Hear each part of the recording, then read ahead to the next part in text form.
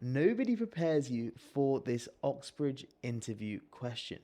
And this will get asked in any of your Oxbridge interviews. If you're applying to study maths, history, French, whatever it is, you will be asked this question. And nobody prepares for it. And it's perhaps the best question to prepare for in your interview. And so I'm going to tell you in this video how to prepare for it and what this mystery question is. My name is Jamie and I studied maths at the University of Oxford, and now I help students all across the globe who want to study maths get into studying maths at Oxford and Cambridge University. Last year I had 13 students, 12 of them received Oxbridge offers, and it is almost my passion, my drive to get as many students, help as many students as possible achieve their dreams of studying maths at these top universities. Now, what is this mystery question? You'll do your whole interview, and I made a bunch of videos about the interview and techniques and stuff. At the end of the interview, before you leave the room, or if it's a virtual interview, before you leave the call, they will ask you, do you have any questions? And this is so easy to gloss over, sweep under the carpet, and just say, no, I'm all right, thank you. But you don't want to do that. This is your chance to leave the interview on a high. Kind of, this is your last impression of them. This is the thing they'll remember about you. Remember, once you leave the interview room or the interview call, whatever it is, the interviewers will stay and they will discuss your performance just for a few minutes. And based off of that, they will give you a score. So use recency bias to your advantage. Use this question when they ask you, do you have any questions? Use that to your advantage as a way to put you in a good light. And I'm going to tell you how to do that. By the way, if you do want some additional support with the interviews, I'm currently running an interview preparation program. So if that sounds like something that could be of benefit to you, click the link in the description below. You can book a call with me and we can see if that's a right fit for you. Now, what are some good questions to ask when they say, do you have any questions? So my favorite, absolute by far favorite type of question that you could ask, and I'll explain why it's a really good question as well, is when you relate it to something that was asked in the interview. So I've discussed this before, but in a maths interview, they're going to ask you two different problems. Let's just say that the first problem was on sequences. This is perhaps the best way that you could respond to the question, do you have any questions? Is I could say something like this. Actually, I do have a question. We did that problem earlier on sequences, and I firstly found it quite interesting, but I'd never seen that technique before. And I felt that maybe my initial technique wasn't super efficient. Is there perhaps a more efficient way of doing this? Or can I generalize the idea we looked at in the problem? Obviously, that's very, it will depend on what the problem is. If it's not to do with sequences, you can't ask that. But the idea is you're showing a genuine interest about the problem that they've posed to you, which shows you're a big maths nerd. And that's what you kind of want to do in the interview. You want to show that you're really interested and intrigued by the problem.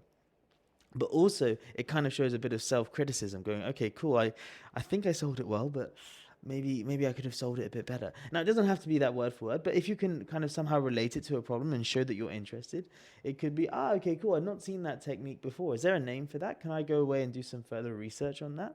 Just something like that, just to kind of show that you're actually genuinely really interested in it. And they will be able to detect your passion and enthusiasm. That's such a good way to leave a really good impression on the interviewer. So I would highly recommend thinking of some questions. And the reason that question is also really good because it's clearly not scripted, because it will depend on the problem that they ask you in the interview. Lots of times it's very easy, and I'll kind of give you a couple which are a bit more scripted, but when you're delivering a scripted question, it can sometimes come across as scripted, which then you lose that genuineness. And that's kind of what we're selling here when we're asking this question. We're selling the interviewer as saying, oh yeah, I'm genuinely very interested in maths, and you should be if you're applying to study maths at Oxford or Cambridge. Another really good question you could ask is something to do with the course, but you want to make it really specific. Remember, the interviewers only have maybe 5 or so seconds to respond to your question. So you don't want to make it a general question like, what are your thoughts on maths or something. You want to make it quite specific. So you could say something like, I saw linear algebra is in the first year course. I actually studied a bit of linear algebra in school, but just some basic stuff about matrices. What would you recommend to someone who, should they get a place to study here, what would you recommend that they go and read to do with linear algebra, or go and explore to do with linear algebra before they come and study here? And again, that shows that you've done your research about the course. Again, shows that you're a big maths nerd, you like linear algebra, and you're keen to get started. Also, it doesn't come across as, oh yeah, like sometimes they say this for job interviews where you should say, when I get a place here. You don't want to come across as cocky or arrogant. You're just saying, should I get a place to study here? Be humble.